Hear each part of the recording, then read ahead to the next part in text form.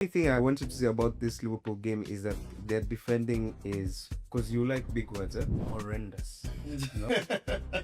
Liverpool and Arne Slot, the less this team becomes Klopp's team and becomes more Slot's team, the worse they will become. Ruben Amorim, long may his tenure continue. Long may his tenure continue. When somebody gets it right, you have to It was not the system. It's not the system. It's not the system. The more United continue like this, the longer Amorim stays. Yeah, no, look, I have no issue. If you keep winning, stay. By all means, stay. I don't care how you do it. I'm happy with that. You get 3 points, stay. I don't care if you stole them. Stay. Hey. Thoughts expressed by Ted Kodawa do not say no, after that. Those are his personal thoughts and have been disassociated with Four at the Back. Yes. Hey guys, welcome back to Four at the Back podcast. I'm your host, Ted Kodawa. And these here are my fellow co-hosts. I'm sure you know them by now, because we have serious games to get to. Serious results to talk about. Mm. Did I hear something? I see. It's been quite quiet today. It's like someone's funeral, if some would say.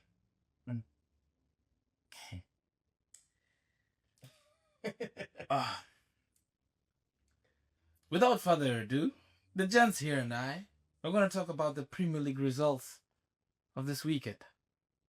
Oh, wow. What a weekend, boys. What a weekend. What a weekend. What a weekend. Hey? You don't say. We all get wins again? Yeah. Look at us. Everything that happens. Not me. Not me. Definitely not him. That's 2 weeks on the trot. Well done.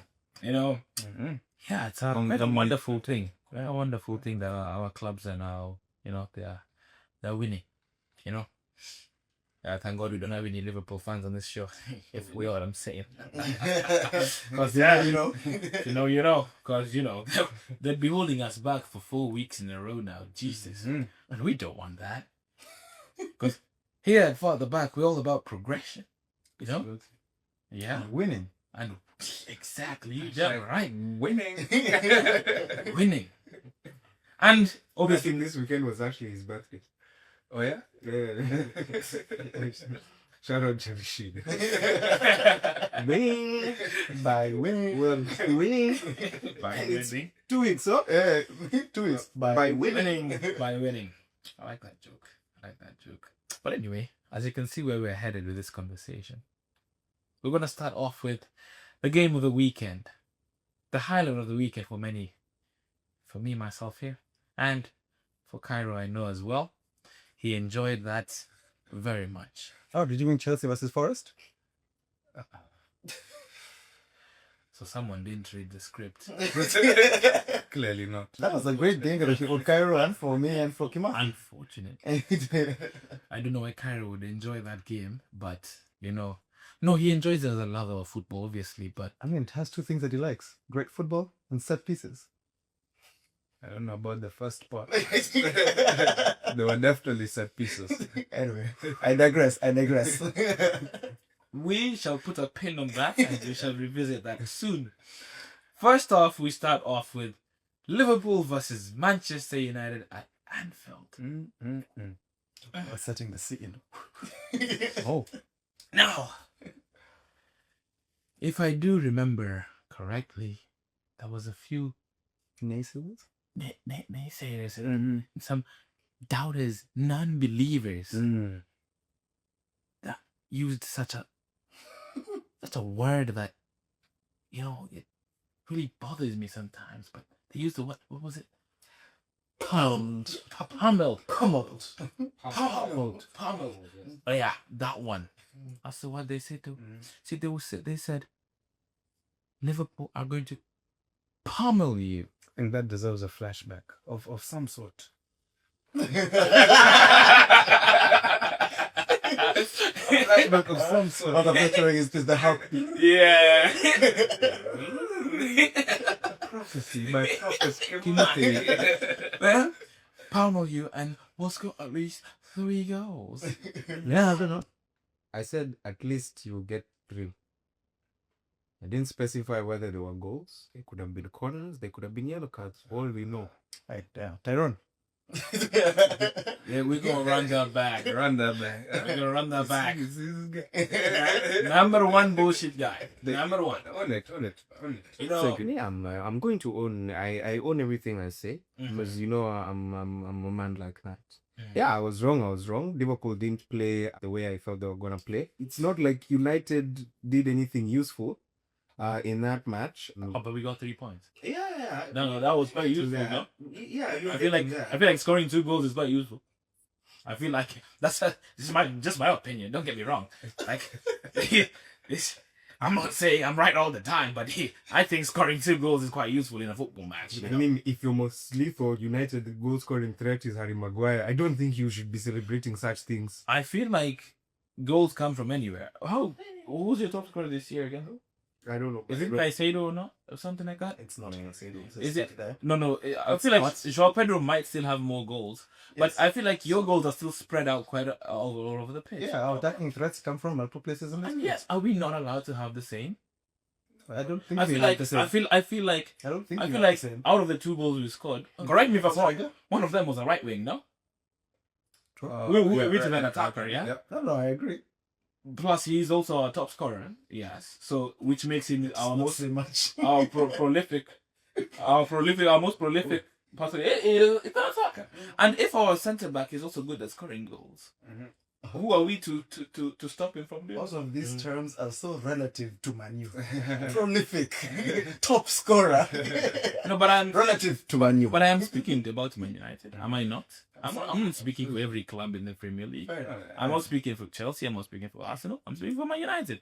Because we are on the topic of Man United. Anyway, we keep it moving. So, this game I had a lot to talk about, to be fair. I'm unbiased, completely being serious now. There's a lot to talk about. From the get-go, the first goal, obviously, hot talking point right there with whether the referee should have stopped the play for Mbeumo's goal. There's a lot of opinions out there, and I'm sure we do share our own views on that. And I'll let Cairo start off with his opinions on that.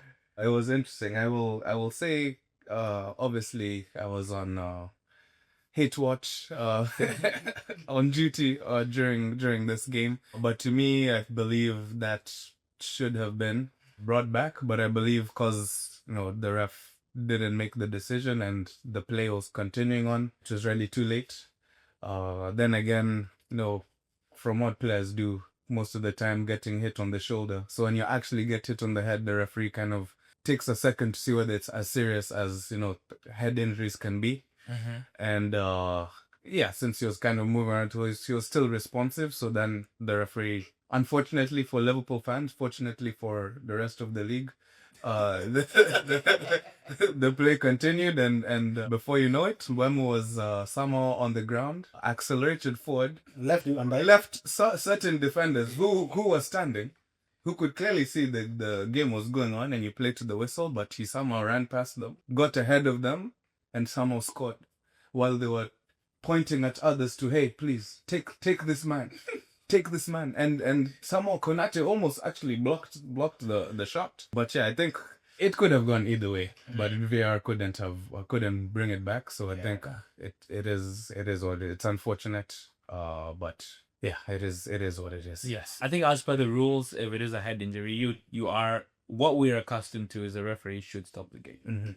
But you did mention something there about players taking advantage of that, and sometimes they get hit on the shoulder, maybe the chest, and they hold their head so the game can be stopped to their advantage. And maybe referees are starting to take that into account and, kind of see now using context a little bit, into these situations. In this moment, he did get hit on the head by Virgil van Dijk's elbow. So understandably so, you would feel hard done by if that was your team. Because you're saying that is a head injury and that is one player off the pitch. Or on the ground, and now we're at a disadvantage because of that. It's now how you manage these things. And then if it was my team, if that was happening to Man United, I would be furious. 100%. But you also kind of see the other side of using it in context. Team is going on a counter attack. They're already in the final third. Do you stop it now, where there's a good opportunity to get a goal, and say, okay, yeah, I bring it back for a head injury, and you're not sure this guy's actually hit on the head. You're not sure. You know, there's those kind of things that go all together. But I also hear you on that Van Dijk. I don't know what he's been doing. Oh, I didn't mention any names, but it was him. It's over. We're well aware who uses Bluetooth defending as hit to central, puts it. It's gone to all defending against Chelsea to now Bluetooth defending. Even if the ref let the game go on, there was still time for them to actually react and stop the goal from happening. I believe if it was defended a little bit better. Like, yeah, in example, to be fair, I mean, Wemo was on the floor with the agent. And to his credit, I saw him pause too and look at the ref. And then, you got to play to the whistle as well, right? Yeah. So he was like, okay, time to get up. Let's go. Yeah. Right? There was time for that, but it's one of those decisions where I feel like it's tough, but I think it's fair. Yeah. You know what?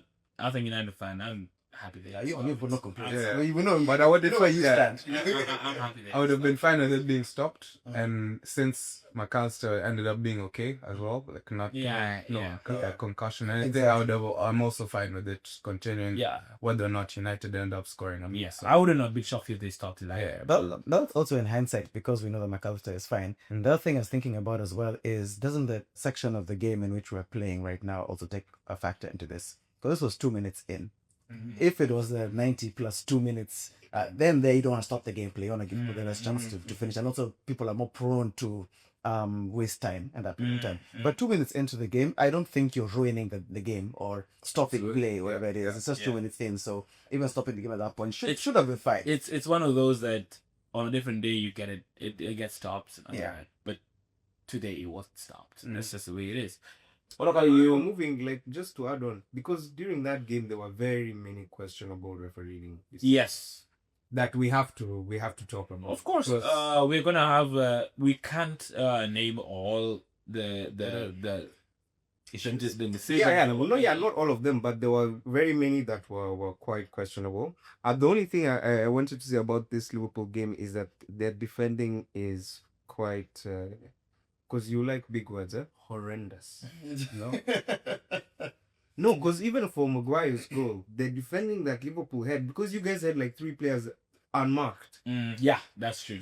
Like if you watch the Maguire goal, there were 3 United players at the back that were just Maguire, De Ligt, and Dogu, all behind Konate. All 3 players looked free. It's like they were just there having some fun, just like you're like, yo, bro, guys. Focus, yeah. And I don't know what's going on with Liverpool. Their midfield also is looking shaky.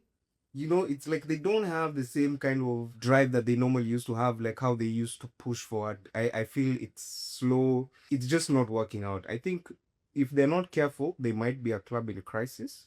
I don't want to say it so soon, because Liverpool can also bounce back. It is very soon, yeah. But the way they are playing 4 games in a row. But to be fair, leaving alone their track record, I mean, coming into this game this weekend, I've also played ball. I can imagine in that moment, if you've seen Cody Gakpo busy hitting the post 2-3 times and chances are just not going in, and it's not like they're being defended so well or like the keeper is making an outstanding save. It's just like your luck is just not here on this day. Yeah. That can also get you down as well. Yeah. And like, okay, and then also the person who they would look to have a moment of brilliance was not having any of those moments. Not naming any names, but Mohamed Salah. I shall clear at the back. We're always clear. I shall name names, and you know what? It's good that he's the one to mention it, because if I do recall, Leonard mentioned that benching Salah for this game would have been the right idea to kind of start him off on the bench, because he is not playing to the standard that you expect of Mohamed Salah. He really is not. But Kimati, hindsight is a very. Kimati was very, very opposed to what Adam. Yes. I mean, the history was on Kimati's side. Yeah. No, fair enough. Salah loved. Yeah. No, and I did mention that. Yeah. But with what Liverpool are you're trying to get out of a rut. Yeah. And he's not playing well at all. He's dropped well below his standards, and that requires action now. And even like before, I joked about how every manager has their player. And in this case, it's Cody Gakpo. Gakpo plays very well. You know what? You can't fault him for playing Gakpo. He always has him in his team. He's rarely subbed. But he played a very good game. In fact, in the first half, he was the most prolific outlet for Liverpool. But then going forward, I'm actually proud of what he spot at the end because, I mean, he had to bench Salah. He had no choice. No, it got to a point where he had. The fact that he did it in front of the fans as well at home, he's got some cojones on him. But that was like in the 81st I know. I think cojones would have been. No, there would have been bigger cojones. If he did start him. Yeah. Not starting. Is different. Not starting him would have been a bigger statement to the fans and to Mohamed Salah himself as well, because if you're not playing to the standards you don't play, and it's what I was talking about last episode. It should be merit based. True. No player is bigger. It should be. Yeah. You should be. If you're training and playing well, you stop the games. It's that simple. I understand there's those players that you never want to drop because they could get a moment of magic just like that. But right now, so far, these last 4 games, it's costing them more points to play Salah and it is gaining them. What moment do you get to that you say, okay, this is enough? You need to take a seat and kind of think about how you're going to get your form back. You get a few minutes, you get 30 minutes off the bench. What do you do with those? And you get yourself psyched, motivated again. True. You know? I agree, because also how long are you going to wait for him to get back on his feet? Exactly. It's been 4 games on the trot, and in all of those games, he's not really had those moments of brilliance where we're waiting for... I mean, we know he can do them, right? But they've not been coming. So are you just gonna keep on waiting and waiting? Honestly, I agree with him. Like it is a very tough call to make and a very hard thing to do, and the fans will probably not be against you, especially if you still lose that game. But you need to have more outlets, and you just can't be relying on the aura that player is bringing into the pitch. The defenders will just fear him.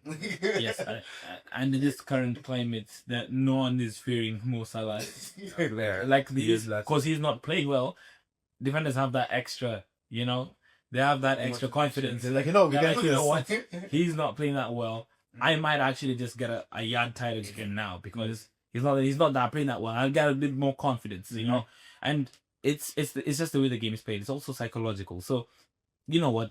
Liverpool and Arne Slot, look, I saw someone saying that the less this team becomes Klopp's team and becomes more Slot's team, the worse they will become. And you know what? So far, that person is being proved right. Yeah. Because he won the league with Klopp's team. And now, this is now becoming more of his kind of team. And his formation and his more of his philosophy on the pitch. Is someone going to get proved wrong in this run? I mean, you won the league, so you have a lot of credit in the bank. Absolutely. Yes, and obviously, I don't think they're going to sack him. Not anytime soon. To be fair, which of his signings are actually, you can say, have had a great start to the season? Ekitike. That's the one I was thinking of. That's the one that should have probably started if we're talking and it's merit based. Yeah, Ekitike. Yes, he did have a blunder removing his shirt in the Carabao Cup, which was punished for that for several games later. But in all fairness, he's been their best player. Yeah. Aside from Al Gakpo in the game, so he definitely, I feel, should have, like, looking at it objectively, for Liverpool to have a chance to win this game, he definitely should have started. But how come you guys have talked about a bold move of Slot benching Salah, but why not Isak? That was about to get because Isak has been. That's what I mean. Saying I was just about to get to that because Salah, yes, obviously Salah is a big name. Salah is the one you expect more from because he's been there and he's the one you rely on when you need something. Isak still needs that big side. Yeah, Isak still needs the time, but regardless, Ekitike didn't need time to gel in. Trump came in different league and he's going. He's always moving hungry. Maybe understandably so that maybe the tactics don't favor Isak as much as they did in Newcastle. He's not getting as many touches as he did when playing for Newcastle, and he's not getting into those dangerous areas as often as he did in Newcastle. But that's not an excuse. If you're being bought for 150 million, you're the most expensive striker in the Premier League ever. You need to deliver. He had a good chance to score against Man United today. He didn't. You see, it's those ones that you need. They need to count. Yeah. And with that, I feel like if Ekitike had that chance, it's a goal. Fair enough, yeah. Ekitike also now a lot more hungry because he feels like he has something to prove. And I don't see an issue if you bench Isak as well and start Ekitike. Yeah. I actually think that that's a good decision. As a defender, I've put in a shift in the 60th minute on seeing Salah and Isak coming on. Whether or not they're on their own. That's a problem. That's a problem. And what that does to you psychologically as well. And you'll see that Ekitike is hungry. You've been chasing him for 1 hour, and then now there's still more. You've been chasing him for this whole time. Gakpo is giving you issues. Yeah, maybe they started Chiesa this time, right wing, and now afterwards you're like, okay, 60th minute we've been holding on, and they bring on Isak and Salah fresh off the bench. You're almost knackered, and you're there. Like, okay, we have 2 world-class players coming in here. Yep. That's an issue. This actually goes back to what Kyra was saying previously. You know, like Martinelli, you have some players who can just stretch them at the end of the game. I think those will definitely stretch the defense. Yeah. But yes, Liverpool have not been playing well, but I think we need to shout out Ruben Amorim. Long may his tenure continue. Long may his tenure continue. There were a lot of questions. Listen to these guys. No. When somebody gets it right, you have to you get it right. And Yes, it was not the system. You know, he kept on telling us it's not the system. It's not the system. You know what? The more United continue like this, the longer Amory stays. You know, the more, of course, that's how it works. Oh, I love it. You win games, you keep your job. It's that simple. And you want us to do a flashback for you? For what you said about Amory? How he needs to? He needs to go. Yeah. Have I mentioned in any way that I've changed my mind? No, You won't tell them. No, I'm just saying. for him, he's gonna have to change my mind for me to feel confident about him staying. And he's working on that. Yeah, no, look, I have no issues. If you keep winning, Stay. by all means, stay. I don't care how you do it. If you keep winning, stay. I'm happy with that. You got 3 points, stay. I don't care if you stole them, stay. Hey, Wow. come on. We have to have integrity. I want to put the fair play. The thoughts expressed by Ted Kodawa do not say no at the back. Those are his personal thoughts and have been disassociated with Van der Back. Yes, indeed. Yes. When I said steal, and I would like to apologize to the public. I don't mean steal. I don't condone stealing. I don't condone stealing. Anyway, jokes aside, y'all know what I mean. Come on, you know. But by any means necessary, if you get your 3 points, I'm happy with that. With Amorim, hey, finally, back-to-back wins, and it came in Liverpool's backyard. That's so much sweeter, and we spoke about that the last time. Them getting 4 defeats in a row, and you finally getting back-to-back wins in their stadium. For both Exactly. In their own stadium. That felt a lot better than I thought it would. And you know what? We haven't won at Anfield since 2016 January. So Been 9 years. it's been a long time. Wow. It's been a long time. But hey, it's not easy to go to Anfield and win. It's not like just anyone does it. You know what I'm saying? So it's a good feeling. It's a good feeling. When's the last time you all won at Anfield? No comment. I just was. I thought someone said something. Oh, okay. Yeah. Just making sure. But it was a long time. Let's get it right. 9 years is a long time. And I'm happy we finally changed that. That being said, Amorim, you know what? When I saw the lineup, I was confused. I was like, okay. You're an unbeliever. Where's Chesko, man? Yeah, what are we doing? What are we doing? Why is Diogo Dallo in the lineup, man? Well, come on, man. Just help me understand. When he came up to the media and he said, Chesko's not starting today because Van Dijk and Konate liked aerial battles and today we're going to give them something different. And I was like, you're thinking outside the box, but that could bite you the ass very easily. And so I decided to see, let's give him the benefit of the doubt. Let's have a watch. We still won an aerial battle. At the end of it, at the end of the day, we did. But you know, it was a set piece. It was. Oh, sorry to distract. Was that what you had? We have a set piece expert here who will always raise a point and to know that, like, You must know when a team has scored a set piece. Right? Don't worry, he will always know. He's got a spidey sense. Yeah, he's like, got somebody scored a set piece. Bro, I feel like Arsenal fans when they see the ball going onto a corner, they're like, oh, this guy's like a penalty. Yes, corner. But yes, set piece. But it was a good game plan. It worked. It worked because all they did was move the ball long, let the centre backs clear it back and fight for the second balls. And it worked because you overload Liverpool's midfield. You get a better job there because their midfield isn't exactly the best right now. But it worked, but I mean, your sentiments almost are implying that you guys overrun them, but that was not what it was. But it's not a matter of overrunning Liverpool. Just containing. Yes, it's a matter of containment. Okay. It's a matter of making sure they don't play their way. And that was the game plan. We weren't coming to Anfield to overrun Liverpool. That's not the idea. I know that's not the idea we had. Mm-hmm. Yeah, so the idea was to contain and make sure they don't get the chance to play football. In my opinion, that game plan, it worked. And that's why we won that game. Which is why I say, credit where credit is due. Mm-hmm. Amram, you deserve credit for that one. Not a lot of people would have believed in you in that. And that route you chose, I'm sure not a lot of people believed in you, I included. But you know what? Hats off to you. United, another 3 points. We're heading up the table, which is a good thing. But the next game, on to the next game.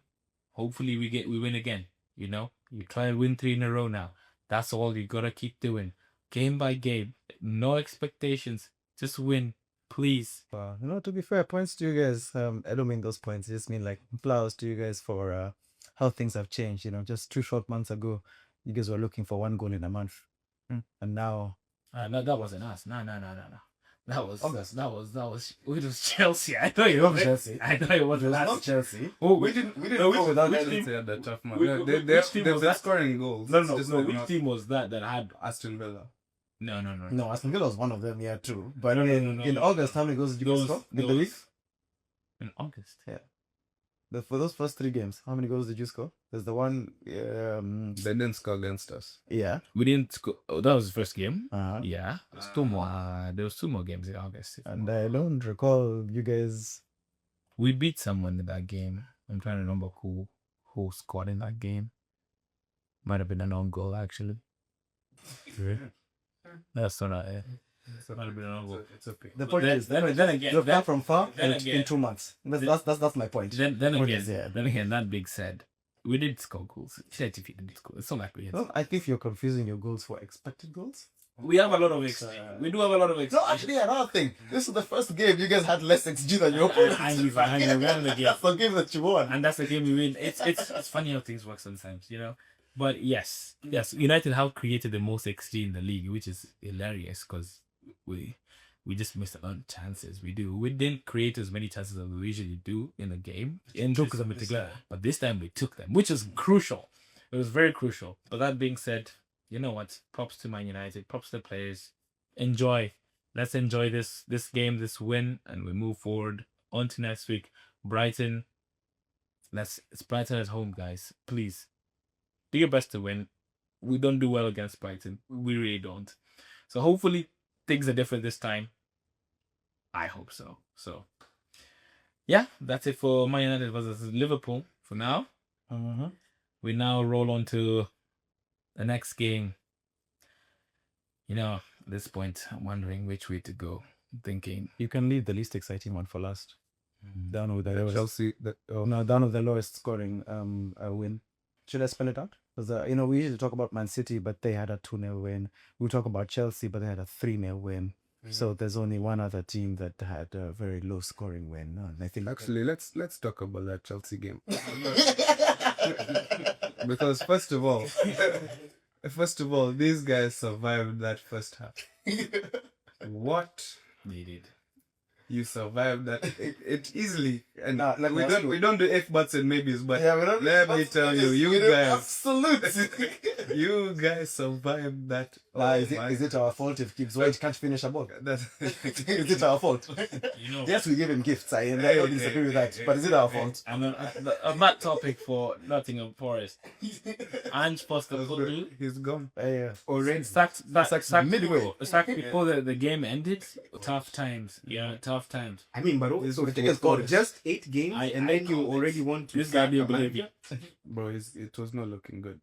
No, but 8 And games. yeah, though? and no. Again, you have to think about, first of all, this owner. You have to understand how Nuno was sacked in the first place. He's I don't know. He gets irritated or something. He's very His reaction. reactionary. Yeah, he's very reactionary, and I mean, he made the call. I don't know. This is the 70th, 75th. I don't know the exact. Oh no, like if you guys watch the picture, like the game live, like they would cut to Maresca in the stands because Maresca. Marinakis. No, Maresca. He had, like our manager, he had a red card, so they would cut to him. He was in the stands, so because he had the touchline ban, and then like in the first half, we'd have those pictures of Marinakis. Then all of a sudden, He's not during the game, they cut to that, and then they're like, "Oh, that's not good. That's not good." Reports are saying, "Hey, commentators already start talking like that." It's the empty chair of the owner. That's not good. That's not good. So what I would say is actually that there was probably a reason why they missed all those chances, and I will give, as well, we're giving people their flowers. Ruben Amorim, we give him his flowers. Kemothi, we give him his flowers. He's the only Chelsea fan this game week that watched the entire game. Please, the entire game. Watch again. Asante, thank you very much. You watched the entire game, and my mind, it did count. And no. Tell them what time that game was. Because we are here based in Vancouver, Canada. So that they see the commitment I have to Chelsea Football Club. As an ardent supporter, 4:30 a.m. PST. take it to the bank. You know, he did well. You did well.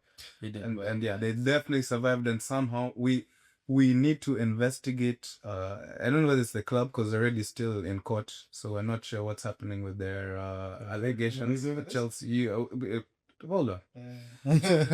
Somehow, a Chelsea player, Malo Gusto, with the yellow card, decides when they're I believe it was already 3-0. Oh yeah, very much. There were some notes that were passed around from Estevao to Reece James, and in that card, there was something there saying, "Hey guys, we've not yet gotten a red card."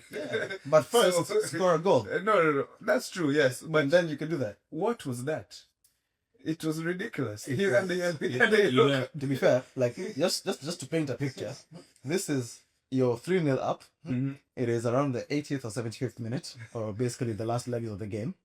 You are in the opponent's half. There is no threat of a counter attack. In fact, you have players back. And then you decide to slide. And ridiculous challenge with the player ahead of you. Someone needs to be investigated, and I think This Chelsea. reminds me of like why Ferguson used to throw things at United players. Because me, I'd be pissed. I'd throw, like, what did he do to Beckham? He threw a shoe at Beckham, right? No, he kicked him. He kicked it and then he just hit And then Beckham. he went and hit big. Yeah, Enzo Maresca should do the same. Because he couldn't. It gets ridiculous. No, how can we be this, like, Disciplined. yeah, ill-disciplined, or even how to read the game? You know, even if you're a defender, there are certain things, certain areas in the pitch you just don't make some foolish challenges. You know, because like Alex has said, there was no threat to us. They were nowhere near even getting anywhere near our place, like goal. And then so We're comfortable. yeah, we had a comfortable lead. We're away. I mean, let's just see the game through, but not at Chelsea. Not, we don't do this. We have to our red card. But we're breaking records. You're breaking some records, yes. Unwanted records. It's a record nonetheless that has been broken. Hey, bro, you're on there. You guys want to break the window? Breaking records. At this point, even Wolves can say we're breaking records. Yeah, anyone's breaking records. Bro, Wolves have how many points right now? 3 or something? 2. Two? Right. Yeah, 2. From 8 games. Yeah, and look at us. We were the ones thinking Sunderland would be down there, but Sunderland, we raised our hands. we apologize. Yeah, we apologize, Sunderland. You know what we actually did at 4 at the back? We went to the Stadium of Light. We saw the light. It's the truth. We saw the light. Is the truth. Yeah, we saw the light. It's the light. You hear this guy, Sunderland, Shaka. Huh? Next week, eh? Do what you can. No. This time they're going. We'll cross that bridge when we get there, because we're at Stamford Bridge. Like I didn't say how you didn't see that coming. But you don't have to explain. No. Bro, if any of you see Kimati on the street, please, if you can buy tomatoes around, just heckle him, throw the tomatoes and be like, boo. Once again, here we do not condone.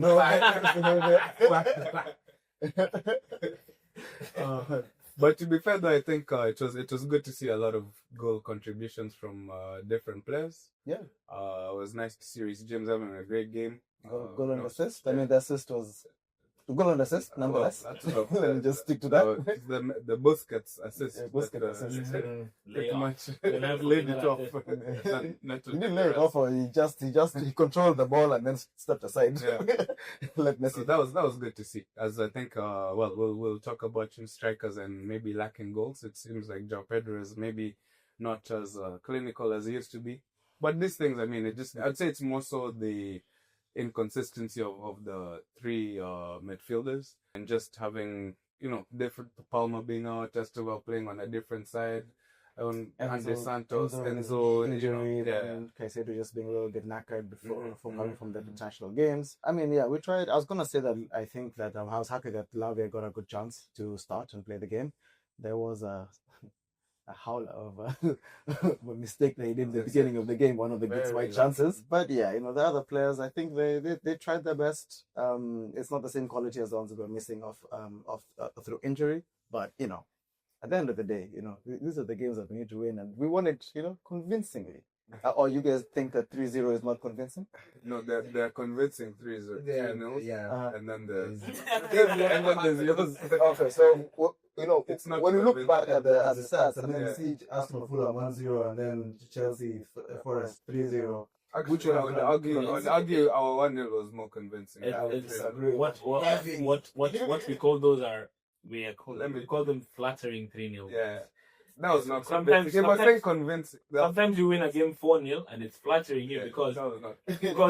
you scored the only 4 shots you had, which is clinical. Don't get me wrong. No. Well, clinical. Being convincing, but the other team probably had, let's say, they had even 60% possession, had more chances. They just didn't take their chances. Your win is it's not. No. That's not convincing though. It's not convincing. Did you watch the whole game? So You didn't watch the whole game? I did. no, I didn't. Well, that's my question.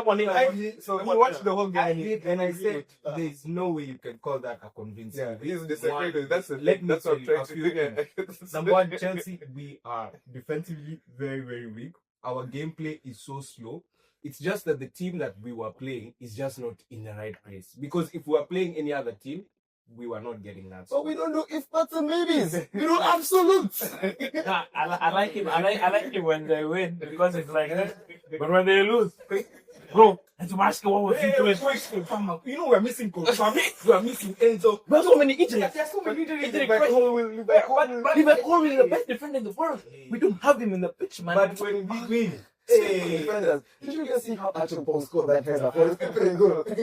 His first goal for in the Chelsea in a Chelsea shirt, right?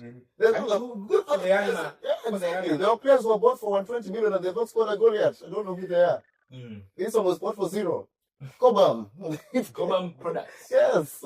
These are investments from not the past, but it's 17. But you know what? Fair play. When your team wins, even if they don't play well, you gotta enjoy those. It doesn't happen. It doesn't happen every time. I'm proud of them. Like now, the issue with that is like the issue I raised with Liverpool at the beginning of the season. It's not sustainable. You gotta change your patterns. You gotta play better. You gotta actually have convincing wins, and then you can feel confident. Because now again, as he has mentioned, if you get a team that is actually in a good place. On another day, Gibbs White scores that chance in the 18th minute, and the game changes. There's that mistake, you concede, game changes completely. Do they get more confident, and you guys get a little bit shrink in your confidence a little bit? You never know what happens. Then, but this is football. This is the joy. It's unpredictable. It's why we enjoy it. It's why we love it. Yes, winning games. People win games sometimes when they don't deserve to win games. This is what happens. But it's not sustainable. That's the same way with Liverpool. We said at the beginning of the season, Chelsea can't keep doing that. I completely agree. But unlike the Liverpool example now, in this case, I'm just my points are just specifically for the example that you gave for Liverpool, right? We don't have our first 11. We don't have all the players available. So the fact that we can get a win like this with these kind of players that are still here, laugh all you want. The fact that I'm going to speak up. The fact that we can get a win like this for me with the players that we have right now, without the players that you guys have so nicely quoted that I said earlier, Levi Colwill, Cole Palmer, Enzo Fernandez, right? We're missing some of those players, and the fact that we can still win with this squad like that, don't get me wrong. Yes, there's a lot of things that went our way in the fact that these guys were just not taking their chances. We've made a lot of mistakes. I don't disagree with that completely. But the thing is that we can still do this, and it didn't look scrappy, and this is not our first 11. At least assuming all things are perfect, right? It's the fact that we can do that, unlike Liverpool, where they do have all of the players available, they're just not gelling together. We don't have that option at the moment. So the fact that we're still doing this and still winning like this, that's what's giving me the motivation. And I hope it gives the players too. And it was in Liverpool's defense, they're missing Alisson. Fair. Which is actually fair, because that's a strange difference in quality. Because that No, if it was Alisson, there's a higher chance he saves that. And as I also said, the psychological effect on a player, when you see Alisson coming out, you have to think 3 times before you shoot. Because you're like, okay, I gotta put this top right something because so he doesn't save it. There's a lot to it. But then again, to Chelsea, obviously you've lost players during the course of the season. But I remember, correct me if I'm wrong, but at the beginning of the season, you mentioned that still, even with those players, some of those players playing, that you were still not happy with how you were playing. Yes. I remember you said that, and you said that as well. So what confidence do you have that when they come back, all of a sudden again now you'll start playing better? I didn't say that. I think you misconstrued. I'm not saying that they're going to click and gel instantly. What I just mean is that we'll have more quality options. And how does that translate into you playing better? So you said that in football anything can happen, right? I don't disagree. So in this case, we're working with what we have right now, right? But if we have better options that are available, isn't it not smart to believe that with those better options coming in, we'll play better? If we're already playing like this and we don't have all the options that we want, no, but that's why I raised the point that they were there before, but you weren't playing better. Oh, I mean, wait, which in the first 2 games of the season? Yes, that's what I'm saying. We had the conversation. The first 2 games of the season, but you see, in that case, no one was playing good in the beginning of the season. People were still coming off vacation, right? That was still very early. Like if we talked about, like, let's say we've been playing for 2, 3, 4 months, and then we got those injuries, and then in December, January, whatever it is, that's different, right? But right now, none of the teams have really gelled completely. Like, none of the teams are working like a well-oiled German engine, right? Counter set piece team here. Working really well. They're doing set pieces very well, but like I can't. I don't know. That game plan is working. No, it's they're one of the best. But are you saying? Can you say that Arsenal are playing as good as they can or as good as they should right now? No one is hitting on all. I feel like if you look at Arsenal and what they're built on and what they're trying to achieve, then they're hitting their targets. In terms of the way they played, it might not be pretty. Yeah. But that is their idea. That is the philosophy. So they're not. Sorry, if that's their target, then that's different. Yeah, exactly. That's what I'm saying. You may have different expectations for us, for how you play, for how we play. Not the results. Okay. How you play. Okay. Yeah. Well, now that we've introduced Arsenal, I think it's nice that we move on to the next game for Fulham versus Arsenal, which ended 1-0 in favour to the set-piece masters Arsenal FC. What do you have to say about your game? We're not the only team that won a game via set piece. Just things we should add when you speak about this. I feel like but what I would say sorry to cut you short. Yeah. The game ended 1-0. I didn't watch it. Yeah. But the first question I asked was it a set piece? And it did not surprise me that he said yes, it was. It was a corner. We won 1-0 and it was yet another corner. And you know what? he's very happy to be a set piece master. We've never had such a team apart from Burnley and Stoke City. You know, these things. Usually it's a mid to low table tactic. Yes, but now we have we have an elite elite team using it to their advantage. And you know what? Credit to Life is all about innovation. You see, is that really you take ideas and you make them better. You see, with better players, they may be more successful than the teams that you've mentioned. Yeah. And it's very interesting that you talked about what was it? Chelsea dominating the game or being convincing. I believe we were convincing with respect to our defensive fortitude throughout the game. This is the second game that we played that the team we've played against did not register a shot on target. So that's what I mean by convincing. Yes, it was a tough game. Fulham is always a tough game. We usually have our bogey teams, which now I think we've started to not drop points against them. So if we're looking at the West Hams of the world, that was 3 points. Newcastle this season, 3 points. Now Fulham, 3 points. So those are 9 points from games we dropped last season. So the well-oiled machine keeps moving forward. So keep moving forward. Yeah, we're very slippery in the box, bro. Very slippery in the box. I like your I will continue. I'll come to that. Again, yes, he did not register a goal, but the effort is there. Yeah, the effort is there. He's growing into the team.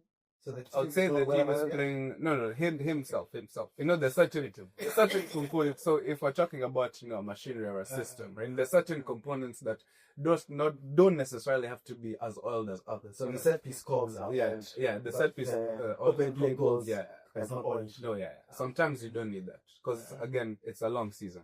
True.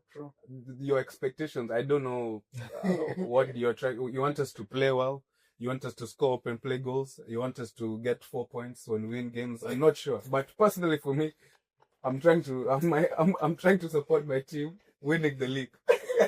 And in a span of 38 games, there'll be games that you'll dominate. There'll be games you'll have to scrap through, and there'll be games maybe you're unlucky and you concede a set piece and you lose 1-0. But other than that, you have to keep winning, grinding out the results. Fair enough. And title winning teams always we keep going. Always find a way to win. And yeah, well, you know what? I don't have much to add on that about Arsenal. To be fair, there's not much anything new. But I'll say again, I would like us to play a little bit better with respect to the open play chances. 100%. But Fulham played really well throughout the game. They defended really well, and it's shout out to all the throwbacks. Like they all had a point to prove. Leno, Smith Rowe, Iwobi. Wow, like they got us. It was tough times. Tough times never last. Tough people do. No, but with regards to Arsenal, you guys have already played City. You guys Liverpool, United. Yeah. Who else? Chelsea. Well, Nottingham Forest was one of the teams in the top 8, but now they're not. But yeah, we played Nottingham Forest as well. We played Newcastle.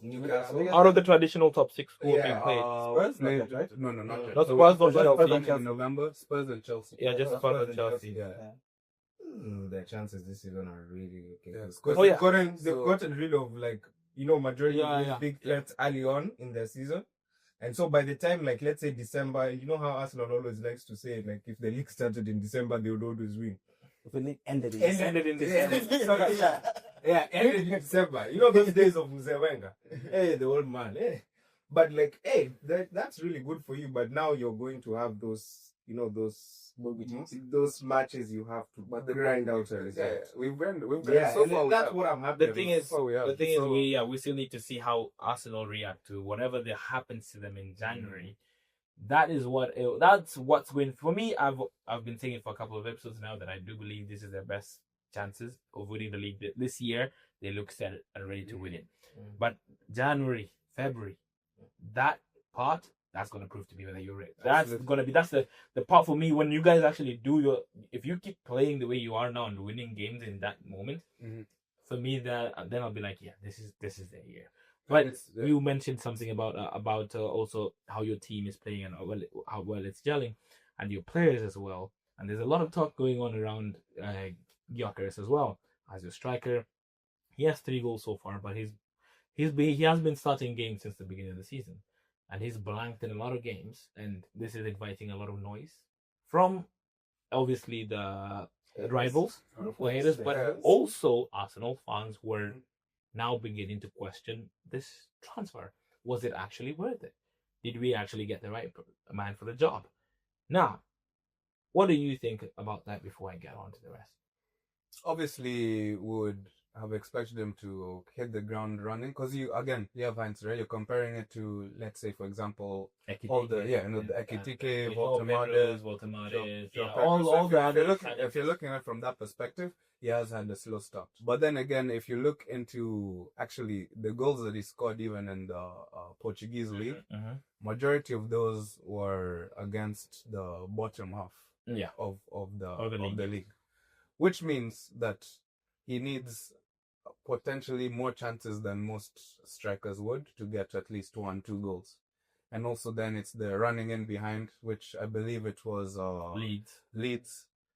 Again, a team that will potentially be in the bottom 10. Yeah. Hopefully for Leeds fans, that's not the case. But I think for him, he just needs that a little bit more space. So even if you see our transitions improved, they were not that, especially in the United game, our transitions were atrocious. So when we do have more transitions, when teams start to hopefully open up against us, which it's going to be hard because we're a good defensive team anyway, but it's those transitions where he looks more of a threat. When teams start to sit to the low block, his touch is not the greatest. He's not a hurricane. Everyone knows who has, that kind of touch where the ball will stop, right there. So obviously that will now make rival fans obviously will be happy about that and laughing, but also Arsenal fans who maybe hadn't watched him as much before and had seen him win the, I believe is it the Gerd Muller, the FIFA award for best striker? He's currently the best yet, so I think it's the Gerd Muller or something. I forget the name, but basically it's a trophy for goalkeeper, midfielder, and attacker. He's technically the best. He has the award for being the best striker in Europe, but it does not look like it. Yeah. So I'd say for me, I'm not too worried about that because I know there'll be games that he will come through and score, and those will be critical for where we're trying to get to. Yeah. And as far as I'm concerned, if we continue winning and getting goal contributions from be it a set piece or be it defenders or midfielders, Rice, Saka, I believe we'll be okay, especially if we keep being resolute in defense and don't get any catastrophic injuries. Have the Corderaya, Gabriel Saliba, having Kapie coming in. And also what I'm not too worried about is the fact that Havertz has made a really good recovery. So he will be coming back as well. He's watching Voltemade. He's doing well. So he also wants something to prove. So he's on that plane. Starting for Germany. So I'm not too worried because Kai Havertz also is really good with respect, and everybody knows how to play with them. So I'm not too worried about that. It's well, that's a very good response. That's a very good response. But I'm concerned. I'm concerned as well. And I'd also add, we're not saying that we're already running away with this league. Liverpool are still in it. City are still in it. So, well, Haaland is still in it. You're stopping that. Yeah, I was wondering. You said Bournemouth is still in it? Bournemouth is still in it. United are still in it. Mathematically, bro. Yeah. Wolves are still in it.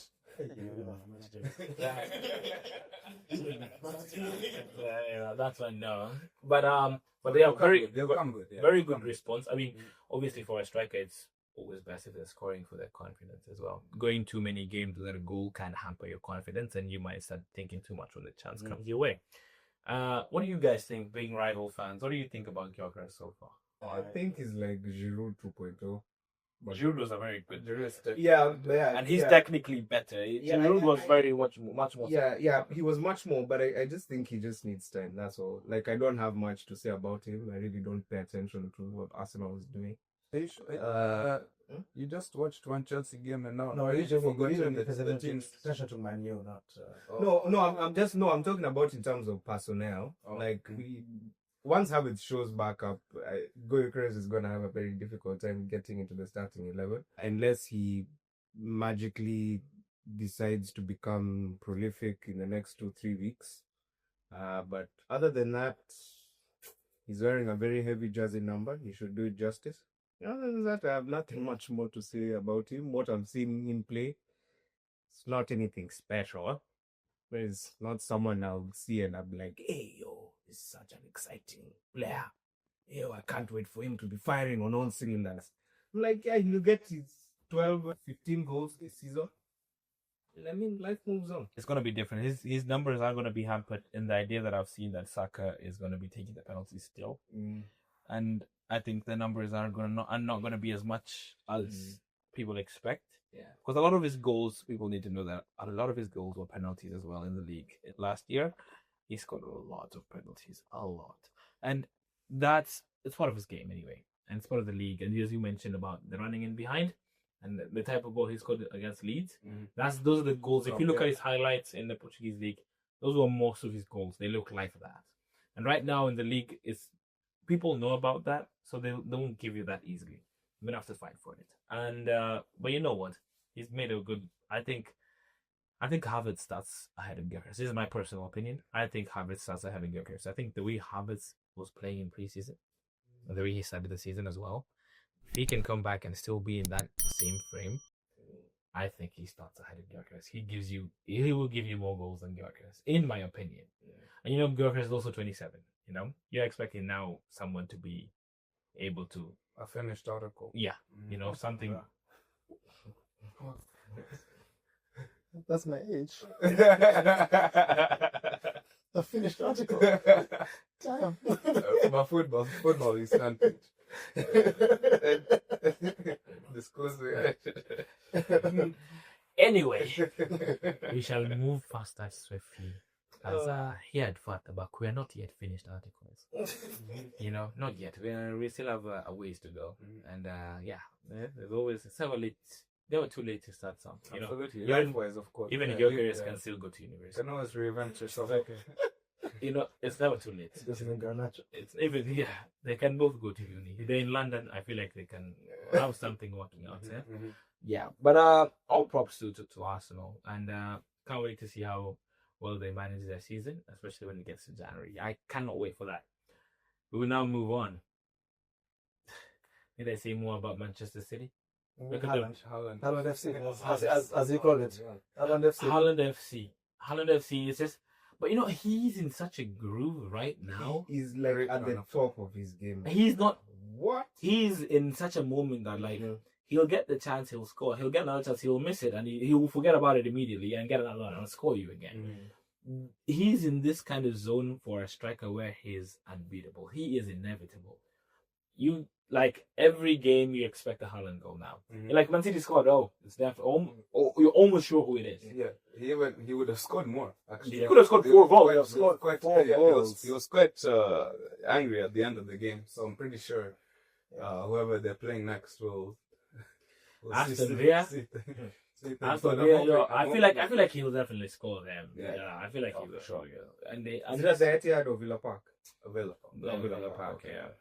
So He's still scoring. I think it's good. It's good for them. I mean, it was nice to see. I believe Cherky was back as well. So that's another attacking option for them. I believe Rodri is still out. Rodri is ever since that ACL injury, it's not been the same. Yeah. But Nico Gonzalez, the currency them is holding it down. But I mean, in certain games, he really doesn't have to do much because they wouldn't have a. You know, Reinders, he posted this thing in the first game. Like I said, season 1, episode 1, and he hasn't posted anything after that.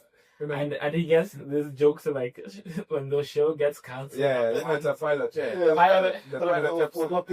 pilot wasn't picked up. Reinders, what's going on, man? Golden assist on your first day, and then not. But I believe now they're not flying under the radar anymore. I believe at the start of the season, a lot of eyes on Liverpool, a lot of eyes on Arsenal. Well, they still are, but I think now people are still noticing that it's not necessarily the City of last season. Haaland has been carrying them through most of their games, and they'll have something to say about this touch. To be fair, last year Haaland was injured for majority of the season, and you can see how that happened and really in how they wanted to play and how many goals they could have scored and whatnot. That being said, right now, if Haaland was to get an injury, Man City would be in big problems. Big problems. But yes, he's your that's literally the only source of goals at the moment. And if he goes out, what does Pep do? What does he do then? He brings on Oscar Bob. That's what the same man. That's what the same. Yeah. It's not, but I mean, false 9 and Turkey false 9. I mean, it's not Haaland. Yeah. Don't get me wrong. Haaland has Don't made. miss Haaland, though. I've seen Haaland make goals out of nothing. yeah.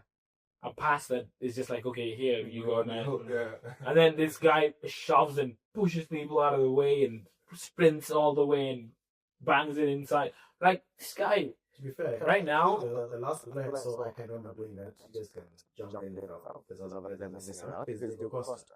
Guys will give him half a pass and he's making Bullying he's making 2 minutes out of it. yeah, it's like, hey, yo, Diego Costa used to, him and defenders used to be box office every team. You knew he was getting a yellow card, bro. You knew it, and the fights were so hilarious and entertaining. But such like strikers, it's the beauty of how it goes in the Premier League. Like, very physical, aggressive, and not afraid of a challenge. Not afraid of a challenge. Like they welcome the challenge, they want it, they relish it. Another thing about that is, do you know who actually has that bill on paper? Yeah. On This paper. was If you have the mentality to be like Costa, which is a madman, so this is but if you have the mentality, he has the bill for it. He can bully defenders around the world. It's not really this guy around. You know the funniest thing about like Costa and during his time is that he used to get into all these fights with defenders, but he couldn't speak English. It was always so fun. It's just somebody's shouting at Happy Bands. Comprende, compadre. So like you do you, man. You do you. Hey, cabrón. Hey, cabron. Hey, but you know what? It was such a joy back in the day. 2015, man. Diego Costa. Like, those were the good times of Premier League. Like, things were a lot different than they are now. But Costa wouldn't get away with a lot of things he did with VAR. No, it's not like Oh, my God. You can do it, But yeah, but I don't think obviously Gyökeres doesn't have the pace of Haaland, and so like the league is a different league. I still remember the time Timo Werner was signed for Chelsea, and he came and he said, "Yo, why are the centre back 6'5" and running as quick as me? What do you mean this guy's catching up to me? This is not real." Because it doesn't make sense. The league is very physical in the aspect of you have to be very fit as well to play in the league. You think you're fast? Watch, Van Dijk is 6'5", but if he wanted to run, he would kind of. The question is, If he wanted to, that's why I say he's running. This guy doesn't want. Right at this moment in time, since he got that new contract, it's like, guys. look at the strikers. So even Werner was 6 foot, and also I'm talking about 5'5". What was like not 5? No. 5'9", 5'10". Bro. Allegedly. We're getting to the time they're 6 foot. But guys, can we just acknowledge something and let's just take some time to say how difficult the last 2 weeks have been for Van Dijk. Sure. Van Dijk went viral, and you see those the things that people were saying, throwing it back, and then now with the Mbeumo goal, he's going through a lot. He is. He's going through. He's not. I don't think he's putting in 100% now. I think he's slacking off. Yeah. I think that season. Remember that season where he didn't get dribbled past by once. That Van Dijk was scary. You tried to outpace him? No. But it's true. But like even this, I think you mentioned and a few episodes back or something. But like I feel like every club has that player of theirs, and for Liverpool, we've always known Salah can be in form, out of form. That's fine. They'll still find a way to scrap and get goals and win the game. But when Van Dijk does not play well in Liverpool, everything falls apart. It's like that season where Van Dijk got the ACL injury. Yeah, and they were ruined. They were suffered. bad. They barely got into the top 4. I think that's the year Alisson scored the header as well. He's got the header last minute against West Brom, which was crazy to see. But I mean, Van Dijk is a very crucial part to Liverpool, and when he's not playing well, you can clearly see what's going on. Yeah. True. But you know what?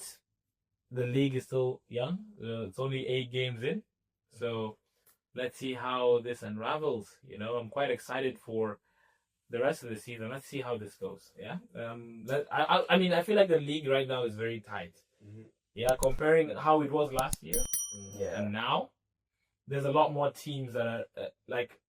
First, well, first and second is 3 points. Yes, like 4 points. Is it 3, right? 3 points. Yeah. But from second to Manu, it's like 1 point. There's a 1 point difference. There's a 2 point difference, 8 Yeah. point difference around in and around that. But you're thinking, wow, this is competitive now. And you look at teams like Chelsea have played some big teams already. Arsenal have played some big teams already. United have played Liverpool, City, Arsenal as well, you know, and Chelsea. So you're thinking, okay, now these teams in the center here, it's gonna be a lot more entertaining now because everyone's like, yeah, I gotta win because we're in and around the same part. You Bournemouth, you got Crystal Palaces. The league is a bit more competitive than it was last year, which is good. Absolutely. Which is good for the overall, you know, for overall the league. It's good. This is good for the Premier League. We enjoy it when it's like this. We enjoy it a lot more. And if we can have a 4-team title race, even better. When it's just 2, we need more. So if that can happen, even better for us, yeah. And what can we have now? Yeah, predictions for next weekend. Actually, I was gonna bring up about that. If I'm not wrong, Champions League is back this week, right? Oh yes, Champions League. Yes, which means that as much as we've gone away from international games on the side, now we've got something else to look forward to. I'm not sure. I think Chelsea are playing at home. Yeah, but that's not the biggest game. The biggest games are. Oh no, I know which are the biggest games. What I was bringing up, that was just haram ball. But what I was bringing up here, I can't wait. I want to watch that game. That is prime haram ball. I'm going to watch it. I need to see that game just to see how they will score, because that is haram versus haram. Yeah. That's like, bro, like. Well, bro. Yeah, bro. But yeah, what I was bringing up was it's curious to see because if there's any teams that are going to be playing clubs that are in the far reaches of Europe, there's going to be a few short days for them to train before they come back to the Premier League, and that's gonna affect some of their plans. And also, like for example, for Arsenal, they've got a pretty big game. I would say one of their biggest ones for Champions League. Who else? They have Bayern as well. Besides those two, it's one of the bigger games. Is what I'm saying. Yeah, I'd say one of the big games. But with this format, I believe there's less on the bigger games, especially if they're early in the group stage. Yeah. Because at the end of the day, I believe you have to be, I don't know, one of the top 24. Yeah, top 24, 26. Yeah. So 24. I'm pretty confident from the top. The top 8 to go to the round of 16, and then the others play. So I'm pretty, and again, mind you, the actual eventual winners last season were not in the top 8, being PSG. So I'm not too concerned about that. I believe we'll still obviously try and win the game, but it won't be.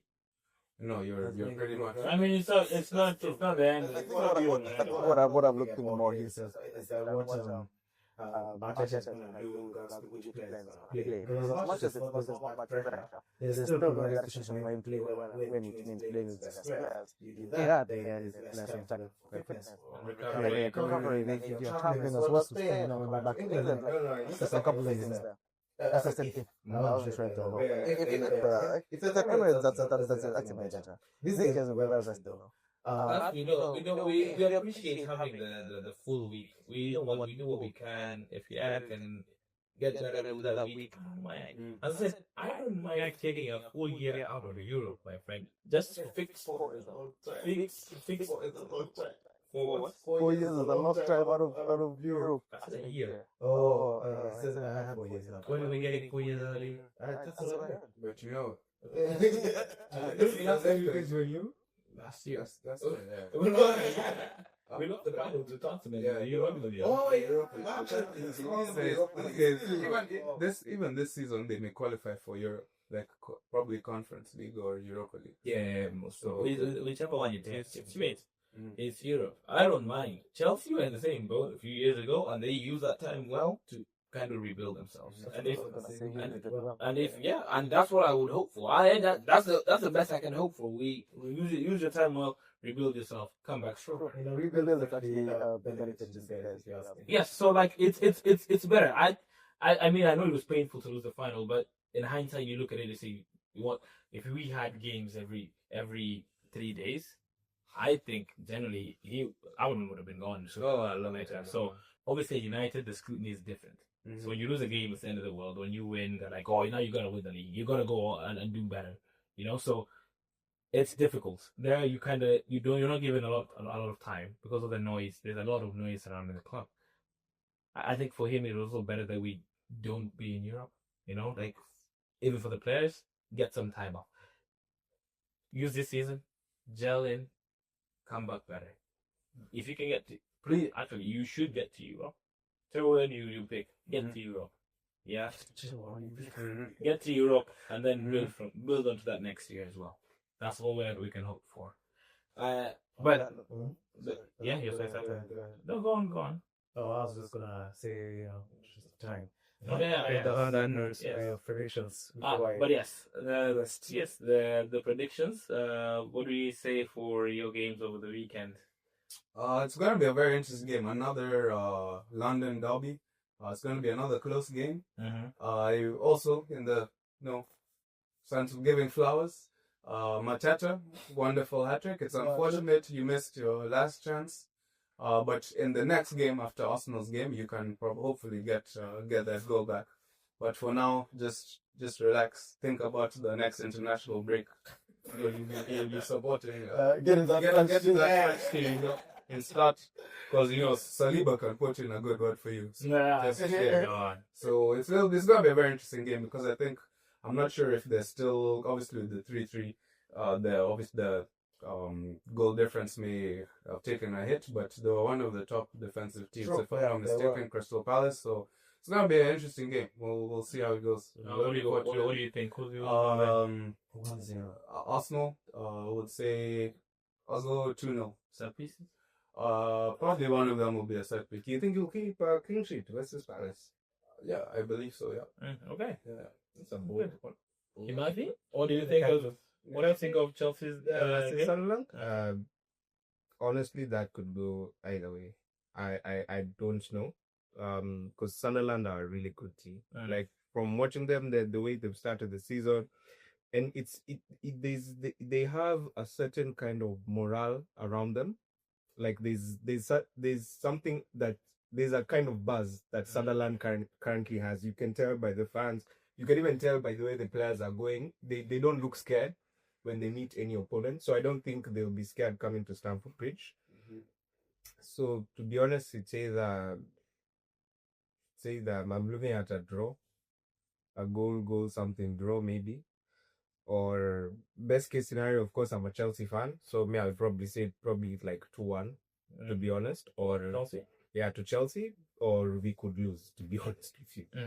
So I'm not going to be shocked at any result that happens on the weekend. If we lose, I can understand. If we draw, I understand. If we win, I understand. Has given all the options. He's gonna be right. Prophet Cannot be wrong. Prophet Matthew said, one of those two teams will win. Or draw. Anything can happen. Anything can happen. But I lean more towards Chelsea winning. What he hasn't said is that the game may be postponed due to weather conditions. So watch this space. I was actually going to ask you why, until I realized you're just trolling me for nothing. What about you, Alex? What do you think about your game? Given how our defense was, and this is not going to be Forest, this is going to be Sunderland. They've been playing very well. I think that they're definitely going to score a goal. That I'm 100% sure. But we are going to win. And I'm thinking. Are you 100% sure about that as well? 99.98%. Okay, that's 0.02. Eh? Yeah. Hey. Oh, no, please quote me on this. But no problem. There was even if I didn't ask you, you were going to quote me on this. But yes, I'm thinking either like a 3-1, 4-1, something like that. Yeah. 3-1 or 4-1 to Chelsea FC. Otherwise known as Red Card FC. Man, them. Oh, speaking of red cards, there's a strong likelihood there might be another red card in that game as well. Where it's gonna come from, I could not tell you. That's a surprise. Placing a bet for Chelsea to get a red card. I know at this point it's not very high. If you're not at 3 games behind, bro, you're making money. Actually, someone will actually come knock at your door for that one though. But you know what? Well, I was asking for your opinions. Anyway, we'll move on with that. For Man United versus Brighton, difficult team to play against. They always beat us even at Old Trafford, but I guess it's their playground. So I'm hoping for different things. I'm hoping that United can win this game 2-1. That's what I'm hoping for. But what I'm seeing a 2-2 draw. That's what I'm seeing. You're giving us more openings than Chelsea's defense, man. Can you get 3 from you didn't see how But all you of us guys are away, are right? You guys are away. That's Old Trafford. Yeah, Old Trafford. So then you all that draw? I think it'll be a draw. I think Brighton at the Goalless or goal? No. About I think 2-2 draw. I think with Brighton they do concede, but they score almost every time. So the Welbeck is he scores us almost every time as well. So I think but we do have a better goalkeeper in goal, and so hopefully he can bail us out on a few things as well. So No goal. I think if he starts, he gets a goal. If he starts, Yeah. You think he should start? I think he should start. Yeah. I think United, you might lose. But you always think that. No, but this one is different. No, this one is different. I'll tell you why. This one is different. No, because United, you have this tendency of when things are going well, you just mess up in the most unlikeliest way. But you guys don't know how to. Yeah, keep going. Like keep your momentum. You always mess up something. That's why I'm saying this one is different. This one is not any of my personal opinions. I'm just saying. But I don't think even in that sense that we have the idea that things are going well, because that has happened so many times. That energy isn't even there. Yeah. You're expecting it to happen. So the vibe isn't like, oh, we're in a good mood already. No. Wait, you didn't see pictures from your dressing room after your win? Bro, it's like you guys won the league. No, but look, I think United beating Liverpool is a big thing. It's a big It's a big thing. You gotta celebrate. Yeah. And at Anfield too, you gotta celebrate. I'm not gonna shy away from that one. You gotta let them celebrate that one. Which is good for them. But you know what? We can't wait to see how this all unfolds next week. And with that, please like, share, and subscribe. And we've been chilling. Valid.